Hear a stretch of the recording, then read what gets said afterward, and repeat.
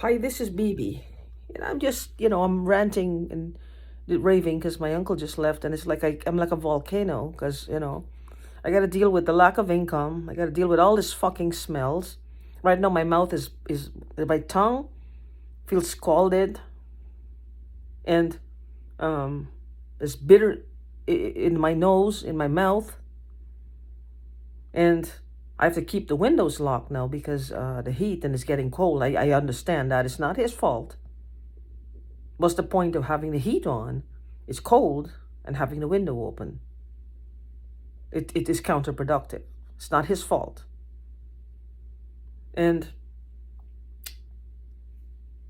she won't leave. She's been on me all the time. She shrieks and screeches when I try to get her off. There's something wrong with her. It's like she's here all the time, and she has this smell on her. I don't know. And I've given her. I've got wipes. I've wiped her. It doesn't work. Now they're telling me I have to leave the country now. I don't know if they're talking to me or each other, but I'm hearing. So I've got to leave this country. I've been here since 1999. I'm not leaving this country. If they have a problem with people who live here and is not breaking the law, then they should leave and go someplace else where they're only law-abiding citizens. Or they seem to have a problem with law-abiding citizens. So they should go somewhere where the law is constantly broken, if they'll make them feel more at home. Because they're breaking the laws, civil, moral, legal, biblical, spiritual. Every law you can think of, these people are breaking. But they're making demands on where you should or shouldn't go. The threat of being hacked until I die is very imminent. They've got deep pockets and they're not afraid to use it. You tell me, why are these people targeting me? Why me? Why me? This is what I come back to all the time. Why these select individuals? Why these select individuals? Why me? Let's say it doesn't have anything to do with my father's, my inheritance from my dad. Well, I contributed to it. My mom did. And my grandma's stamps. What the fuck else could it be? Because I'm an empath? I still don't understand is why this level of inhumane, cruel activities directed towards me. Is it constant? And I mean constant. I'll tell you something. I've not been at rest one day, like completely at rest, since like the 6th or the 9th of June or July in 2020. That was when I left King City. And even before that, I would say since April. About 2 months after the cop from South Carolina contacted me. I've not been at rest. I don't know if the whole thing was a setup, which I believe it might be. I don't know for whose benefit. To make me feel, well, like this, what they're doing is justified. I don't know. I sent text messages. This is the revenge for the text messages. They could have stopped me, but it was too much of an effort. Lord knows these people don't like to put effort. The only thing they will put an effort into doing is to hurt people. Then they're ready for war. They will put on the face paint and everything. Get tankers and shit. To run us over if they can. They're ready to go. Ready, raring, jumping up and down like at a rave. To do something to prevent that is too much of an effort. Just like the government. No compromise.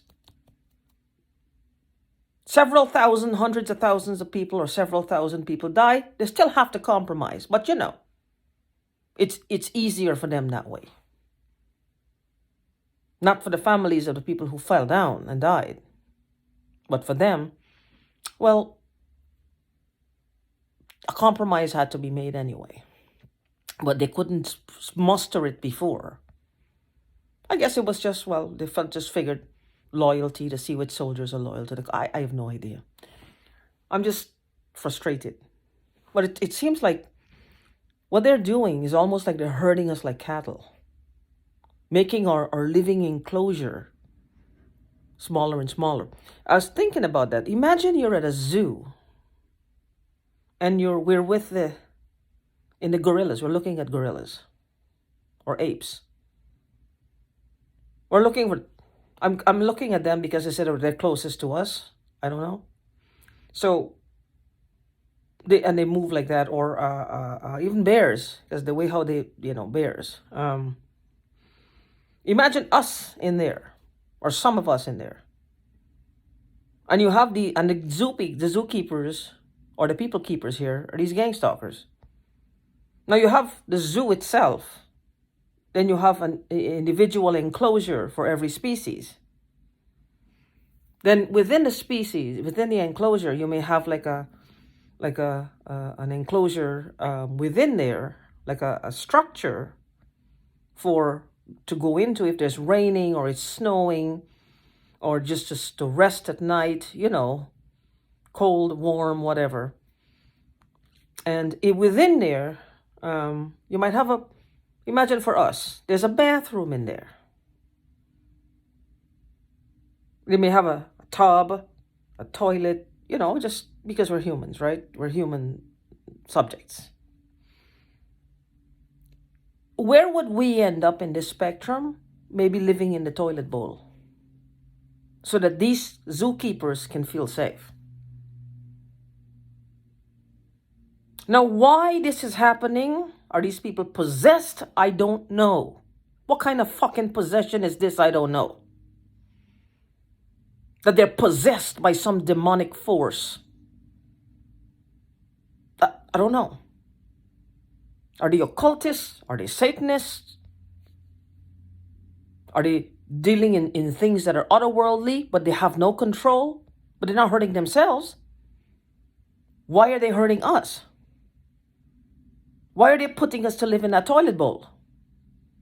And imagine you have the group of onlookers now, the people who come to visit the museum, the zoo, and they're outside wondering, what the fuck are they looking at? Why are the zookeepers putting these species, which is us, to live in a toilet bowl when it's a bigger enclosure? They're limiting us already by putting us in the zoo. They're limiting us even more by putting us in the structure that is built in the enclosure for warmth and shelter. And they're limiting us even more by putting us to live in the toilet bowl. Imagine you're an onlooker. Tell me, what would be the thoughts going through your mind? What the hell are these zookeepers doing? And all in all, it's not legal to have a human as a pet in an enclosed environment, unless they're institutionalized. A sanitarium, it's a place where you go for rehabilitation. It's that I think you can voluntarily leave. But a madhouse, as they call it, where you're institutionalized, you can only leave in the care of somebody else, provided you're not a detriment to yourself or that person or anybody else. And with a psychiatrist giving you a bill, it's okay to leave. And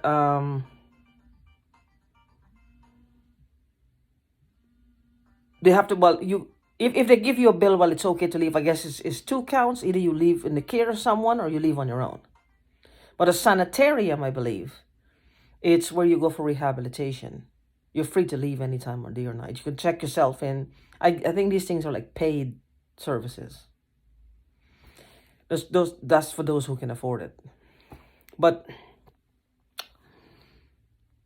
just look at it, and you have these people on the outside who would come to see, but except that we're not even in a zoo. We don't have that luxury. To be in a zoo where we would have onlookers looking to actually petition the governor or petition the mayor or petition the League of Zoos, if there is such a thing, and try to get to find out why are they treating these beings, which is us, this way. We don't have that luxury. All we got to do is pray, and all we got to do is try to hope that somebody somewhere just give us a helping hand, because we don't know what to do. And all we have is each other for support. Just imagine that you were an onlooker looking at us, and watch how they have us. They're herding us like cattle, making the spaces. And let me tell you something. I can write a book about this. It's not a mental thing. This group of people who are attacking me, they have found several ways to keep me enclosed. This hacking is one of them. I've grown so used to working online because it's the only thing that makes me feel free. Because I absolutely hate working for other people. I can't stand it. If I gotta go to work, I feel like I'm being strangled for 8 hours, 10 hours, how many hours? I just don't like it. I just feel like for me it's fruitless to put all this time and energy into building somebody else's business. I could build my own. I have an entrepreneurial spirit. End of. They know this. So this is almost like a way of getting back at me, forcing me to do something right there. Two things. I can't do what's making me feel happy. I'm being forced to do what is making me feel unhappy because I don't have a ton of money to sit down on. My inheritance is being withheld from me. The people who took it are watching this, and they're not doing anything to help it. And the more that they don't, the people who are doing this, who actively instigated this whole thing, are using that like a passport or like a green light or an okay to keep doing it. Because, well, nobody is really telling them to stop. Why the fuck should they stop? They're having fun. They don't care.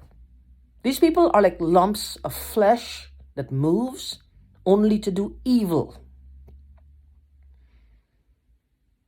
They're like lumps of flesh, walking, talking. They're moving, but only to do evil. That's it. You try rationalizing with one, you will not go very far. You try appealing to one, you're not going to get very far. You try begging them to spare your life, you're not going to get very far. They will kick you in the face. That's what this group of people, this is what they do. They don't really care. Whatever the end result is, I believe it's either, what the fuck could they possibly have done to me that they want to discredit me to this extent? What? Did one of them kill someone and I witnessed it and I can't remember? What the fuck happened here? What in the fuck happened? If I don't remember it, I don't remember it. Killing me, I mean, it's not gonna. Why? What? It's like I was set up from the get-go. What the fuck is this about? What is this about? It's like I can't take the irrationality anymore. The whole thing is just like, it's just, what in the fuck do they want? What do they want?